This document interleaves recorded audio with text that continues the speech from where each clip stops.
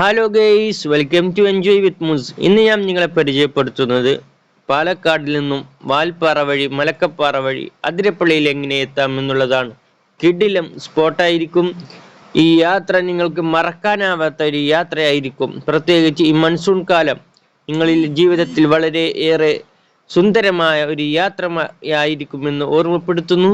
അപ്പോൾ നമുക്ക് ആ യാത്രയിലൂടെ ഒന്ന് സഞ്ചരിക്കാം. ആദ്യമായി പാലക്കാടിൽ നിന്നുമാണ് യാത്ര ആരംഭിക്കുന്നത്. പാലക്കാട് എന്ന് ഗൂഗിൾ മാപ്പിൽ സെർച്ച് ചെയ്യുക. പാലക്കാട് ടു വാൽപ്പാറ.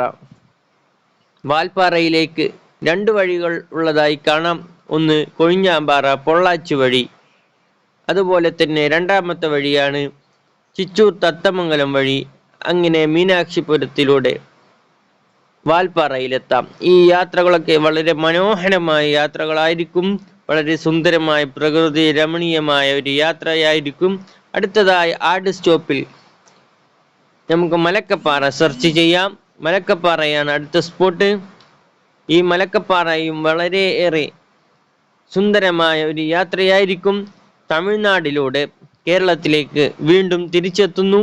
അങ്ങനെ വീണ്ടും അടുത്ത യാത്ര ഫോറസ്റ്റ് ഏരിയകളിലൂടെയാണ് ഈ യാത്രകളെല്ലാം ഏകദേശം ഏറെക്കുറെ പോകുന്നത്. പിന്നീടുള്ളത് അതിരപ്പള്ളി, വായൽച്ചാൽ. ഈ യാത്രകളൊക്കെ നമുക്ക് വളരെ ഓർമ്മകളായിരിക്കും. നമ്മുടെ ജീവിതത്തിൽ മറക്കാനാവാത്ത യാത്രകളായിരിക്കും.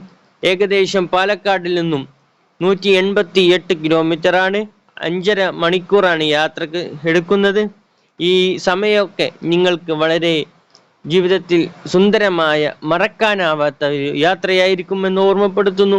നിങ്ങളുടെ എക്സ്പീരിയൻസും നിങ്ങളുടെ അനുഭവങ്ങളും ഈ യാത്രയ്ക്ക് ശേഷം ഈ വീഡിയോയുടെ കമൻറ്റിൽ രേഖപ്പെടുത്തുക.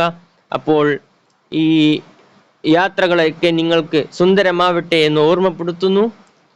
ഈ വീഡിയോ ലൈക്ക് ചെയ്യുക, ഷെയർ ചെയ്യുക, സബ്സ്ക്രൈബ് ചെയ്യുക. Thank you watching.